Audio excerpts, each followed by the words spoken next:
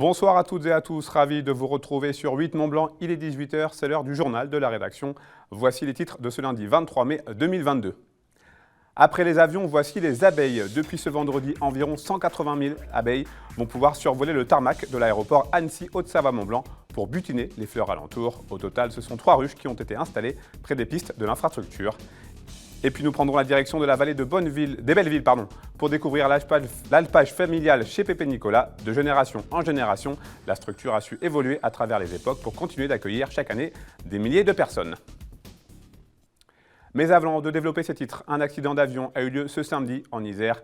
Un Jodel D140 mousquetaire avec à son bord 5 personnes s'est écrasé ce samedi dans la chaîne de Beldonne sur la commune des Adrets. Aucun survivant n'a malheureusement été retrouvé. Le pilote de l'appareil était bien connu en Savoie. Frédéric Gilardot, 66 ans, avait officié pendant presque 10 ans en tant que directeur académique des services de l'éducation nationale en Savoie de 2010 à 2019. Vendredi dernier, à l'occasion de la Journée mondiale des abeilles, l'aéroport Annecy-Haute-Savoie-Mont-Blanc a accueilli de nouvelles voyageuses, des abeilles à la recherche de pollen. 3 ruches ont été installées pour les accueillir. Cette opération a eu lieu dans le cadre du programme Abeilles Sentinelles de l'environnement, porté par l'Union nationale de l'apiculture française. C'est un reportage de Perrine Aubert. Les avions ne sont plus les seuls à décoller de l'aéroport d'Annecy-Mont-Blanc. Désormais, des abeilles agitent leurs ailes et pas n'importe lesquelles. C'est des ruches d'Adam dits cadres avec des abeilles locales qui ont été fécondées sur le département. On va également mettre d'autres ruches, des ruches un peu locales aussi avec des toits chalets, vu qu'on est en Haute-Savoie et qu'on est le département des chalets, on va dire.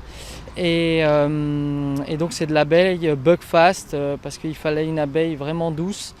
Vu qu'il y a du monde qui passe à côté de l'aéroport et il y a un parking juste à côté. Acacias, châtaigniers, mais surtout des plantes mellifères comme le trèfle des prés ou la marguerite, des fleurs en quantité sur les 70 hectares d'espace vert de l'aéroport et dont le nectar et le pollen seront transformés en miel. En fait, la ruche est connectée à cette balance et la balance va nous donner l'évolution des mielés dans les 3 km autour de la ruche parce que l'abeille va aller butiner dans les 3 km autour et ça va nous permettre de suivre vraiment l'évolution sur ce territoire des ressources mellifères. 3 ruches avec chacune à son bord jusqu'à 60 000 abeilles sont en place, mais l'aéroport devrait en installer 3 autres pour confirmer cette nouvelle stratégie. Ce programme-là permet, par le biais des abeilles, en fait, de s'assurer que, déjà de faire de la sensibilisation au public, que les abeilles ont un rôle dans l'environnement, et s'assurer après qu'en suivant la condition et l'évolution des ruches, de voir que la plateforme est saine et que tout est fait, tout est mis en œuvre pour préserver cette biodiversité-là. Le miel sera récolté à partir de l'année prochaine, mais il ne sera pas disponible à la vente. On va parler de la saison estivale en montagne à présent avec mon invité vidéo du jour, Benoît Tiberghien. Bonsoir. Bonsoir. Vous êtes chargé de mission randonnée au parc naturel régional du Massif des Bauges. Merci de nous consacrer quelques minutes. Première question, comment s'annonce cet été du côté du Massif des Bauges ? Écoutez, si ça continue sur ce genre de météo, ça sera un très bel été. On espère malgré tout pas trop chaud, mais la montagne a toujours un peu de frais, donc on pense que beaucoup de visiteurs viendront chercher la fraîcheur dans nos montagnes. Alors cet été, vous avez choisi de proposer 3 nouveaux itinéraires inédits à découvrir sur plusieurs jours pour une immersion totale pour les randonneurs. Oui, on lance un concours photo et slogan sur des randonnées itinérantes et on a choisi 3 randonnées un peu nouvelles dans le Massif des Bauges pour porter ce concours. Une première randonnée de 2 jours, c'est le Tour de Banplat, donc au départ du cœur des Bauges de Bellecombe-en-Bauges, mais c'est une randonnée qui peut être aussi accessible depuis la Haute-Savoie, depuis le lac d'Annecy. Donc une itinérance de 2 jours avec un hébergement en refuge pastoral, un refuge tenu également par un agriculteur, et une itinérance qui permet de rentrer dans la réserve nationale de chasse et faune sauvage des Bauges. Et c'est ça qui est nouveau puisque c'est un nouvel itinéraire de liaison qui a été réalisé entre 2 chalets dans les Hauts-de-Bauges et donc de côtoyer toute cette grande faune de montagne qui vit dans cette réserve. Donc ça, c'est pour 2 jours. On voulait une diversité, donc on a également proposé une itinérance de 4 jours.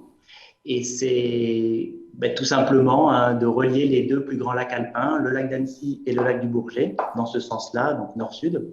Et on propose de le faire de façon un peu originale en commençant par une traversée en bateau du lac d'Annecy. Donc départ depuis la gare d'Annecy, arrivée à la gare d'Aix-les-Bains et au lac du Bourget, donc possibilité de le faire sans sa voiture. Et puis, un début d'itinérance pour se mettre dans l'ambiance sur le lac, c'est déjà un peu le voyage et la randonnée. Et puis après, au bout du lac d'Annecy, à Doussard, grimper dans les Bauges et ensuite traverser du massif pour relier Aix-les-Bains par le belvédère du Revard. Donc ça, c'est une itinérance de 4 jours. Et puis, pour les plus aguerris, les plus avertis, le fameux Tour des Bauges, avec une différence notable maintenant, il est proposé en 6 jours et il est proposé au départ de la station de la Fécla et non plus du petit hameau de Mont-Devant sur la commune de Bellecombe-en-Bauge. Donc, un départ beaucoup plus visible, beaucoup plus facile avec tous les services, tous les parkings nécessaires, desservi aussi en navette, donc en transport en commun. Et là, donc, un Tour des Bauges en 6 jours pour prendre le temps. Et la différence avec le Tour des Bauges de 5 jours d'autrefois, c'est de revenir à la Fécla en passant par la Croix du Nivolé. Donc avec une dernière étape sur la commune des Déserts, à l'hôtel Le Margeria, et puis ensuite un passage par les crêtes de la Croix du Nivolé, donc un des sites remarquables du massif des Bauges, pour revenir à la Fécla. Voilà, donc 2 jours, 4 jours ou 6 jours. Cette diversité des paysages, des panoramas, des difficultés, c'est ce qui fait la force du massif des Bauges? Oui, c'est à la fois de la moyenne montagne, avec beaucoup de vallées, beaucoup de villages traversés, donc une montagne habitée avec de l'agriculture, du pastoralisme, de l'exploitation forestière. Et puis malgré tout, des passages de cols, des passages d'arêtes. Les préalpes cachent un peu leur visage, cachent un peu leur jeu en randonnée. Hein. C'est considéré comme une montagne facile, mais malgré tout avec des passages plus ou moins aériens. Et puis en dehors des itinéraires que j'ai cités, on peut bien sûr aller faire les plus hauts sommets du massif des Bauges. Et là, ça devient plus engagé et voire de l'alpinisme. Comment on fait justement pour trouver de nouveaux itinéraires? Alors, en même temps que le parc lance ce concours photo sur la randonnée itinérante, il a rénové son site web dédié à la randonnée. Il est passé à une 3e version de l'outil GeoTrek. Donc, le site rando.parcdesbauges.com s'est refait une jeunesse et les itinéraires ont été renommés, l'offre de randonnée a été enrichie. Alors, pas seulement de la randonnée itinérante, hein, c'est aussi un site de rando où on trouve une large panoplie de randonnées à la journée, voire à la demi-journée. Et puis également d'autres activités outdoor, donc de pleine nature, qui ne sont pas de la randonnée pédestre. On y trouve des idées pour faire de l'escalade dans les Bauges, pour faire du canyoning dans les Bauges, donc tout un tas d'autres activités, du VTT également. J'imagine que ça doit être grisant justement de pouvoir continuer année après année à trouver de nouveaux itinéraires. Oui, c'est bien. Alors après, tous les itinéraires, ils ne sont pas balisés parce que je pense qu'il faut aussi en avoir pour tous les goûts. Donc des itinéraires faciles, courts, très bien balisés avec un balisage régulier et assez dense. Et puis dans la randonnée itinérante, un balisage un peu moins serré et des itinéraires plus difficiles. Et puis on en laisse aussi pour ceux qui savent découvrir un massif avec la carte en s'orientant, avec éventuellement le GPS, le smartphone. Et en tout cas, il y a aussi beaucoup de petits coins secrets à découvrir dans les Bauges, mais ceux-là, ils ne sont pas toujours sur les sites de promotion de la randonnée. Alors, vous avez un petit peu répondu, vous m'avez devancé. J'allais vous le demander. Donc, autre nouveauté pour cet été, un site internet flambant neuf, rando.parcdesbauges.com. Concrètement, qu'est-ce que les randonneurs vont pouvoir trouver sur cette nouvelle plateforme? Et ben donc une offre de randonnée, de promenade et de randonnée d'abord, donc des randonnées à la journée, à la demi-journée, je disais, des randonnées itinérantes on va dire un peu dans tous les sens. Le massif des Bauges a un réseau de GR et de GR de pays, donc de grandes randonnées assez denses, hein, c'est 450 km de sentiers balisés qui permettent à la fois des petits tours, des plus grands tours et des traversées nord-sud, est-ouest du massif des Bauges. L'ensemble du réseau GR est relié aux grandes villes portes du massif des Bauges, Annecy, Aix-les-Bains, Chambéry, Saint-Pierre-d'Albigny, Albertville, Ugine et Faverges-Doussard, qui est une commune du parc. Aujourd'hui, le numérique est associé à la pratique de la montagne? Oui, bien sûr. Ouais. Après, il faut se méfier parce que ça passe pas forcément toujours partout en montagne. Mais maintenant, beaucoup de randonneurs pratiquent nos sentiers avec, avec des smartphones et une fonction GPS qui leur permet de se localiser. Ce qui nous a intéressé aussi dans ces sites, comme Rando Bauges, c'est de pouvoir dispatcher au fil des itinéraires des propositions de découverte avec beaucoup de points d'intérêt faunistique, floristique, patrimonial, patrimoine naturel, patrimoine culturel, etc. Patrimoine géologique également, puisque le parc est labellisé Géoparc. Et la force de cette plateforme, je pense, c'est d'ajouter la découverte du pays à la marche à pied. Vous l'avez un petit peu évoqué en début d'interview, toujours dans cette optique de modernisation digitale, vous organisez un grand concours sur Facebook, #itinérance en Bauges. Voilà, donc je disais, un concours photo et slogan, c'est-à-dire que les personnes qui pourront participer devront nous envoyer la plus belle, la meilleure, celle qu'ils choisissent, photo de leur expérience d'itinérance sur cet itinéraire de 2 jours, de 4 jours ou de 6 jours. Et puis, elle sera associée à un slogan qui résumera un peu l'expérience de randonnée qu'ils auront eu dans le massif. Alors, le concours, il démarre le 11 juin, il finit le 11 septembre. Et symboliquement, on lance donc le concours le 11 juin à l'occasion de la fête de la randonnée qui est co-organisée par le parc et les 2 comités départementaux de randonnée pédestre de Savoie et de Haute-Savoie, et au Fort de Tamier, qui est un peu un site symbolique à cheval sur les 2 départements. Et qui dit jeu, dit cadeau, j'imagine. Oui, alors il y a des cadeaux et effectivement, les participants, ceux qui s'intéressent au concours, pourront aller voir ça sur le site du parc. Le concours est bien doté avec un premier lot qui est un séjour pour 2 personnes au refuge de Coutars. Alors, le refuge de Coutars, c'est également une nouveauté de cet été dans les Bauges. C'est un tout nouveau chalet-refuge dans la réserve nationale de chasse et de faune sauvage des Bauges qui a été rénové, restauré. Les travaux sont en cours de finition et qui ouvrira probablement aux alentours du 14 ou du 15 juillet. Bon, il faut bien se renseigner puisque les travaux se finissent maintenant.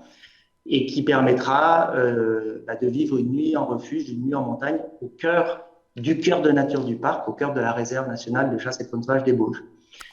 Je disais quoi d'autre? Excusez-moi. Non, je vous demandais juste les cadeaux, mais je pense que vous avez répondu. Le premier cadeau. Le deuxième lot, un séjour également, mais dans un site plus de vallée, au Chalet du Blanc à Yonjeune, donc un chalet bien-être, pour se ressourcer également un week-end au cœur des Bauges. Et puis le troisième cadeau pour le troisième lot, une aventure de canyoning dans un des canyons donc, du massif des Bauges. Et puis d'autres lots pour les places accessoires avec certainement des produits de terroir des Bauges et notamment la fameuse tome des Bauges. Bon, ça va donner envie aux gens de participer. Merci beaucoup, Benoît Tiberghien. On vous souhaite une très très belle saison du côté des Bauges. Merci à vous. Merci à vous. Bonne soirée.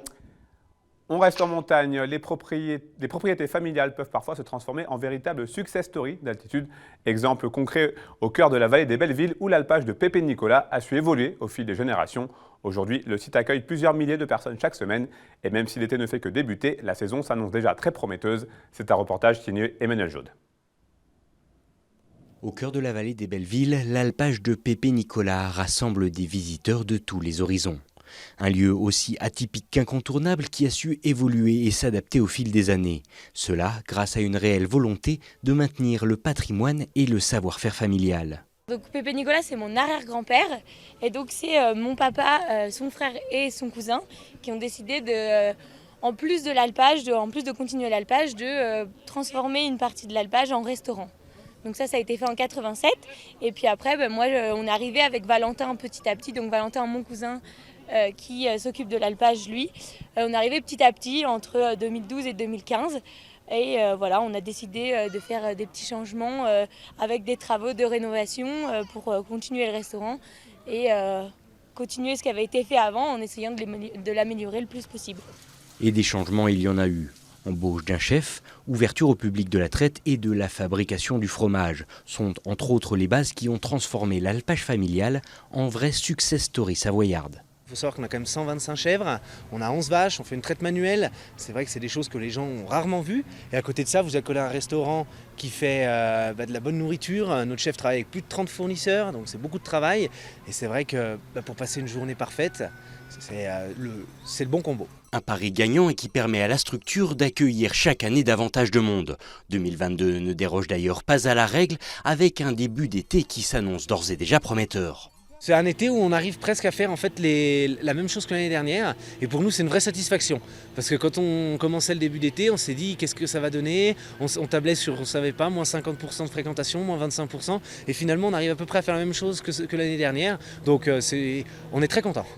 4 générations après sa création, l'alpage de Pépé Nicolas est plus que jamais promis à un bel avenir, dans le respect du souvenir et des valeurs des ancêtres.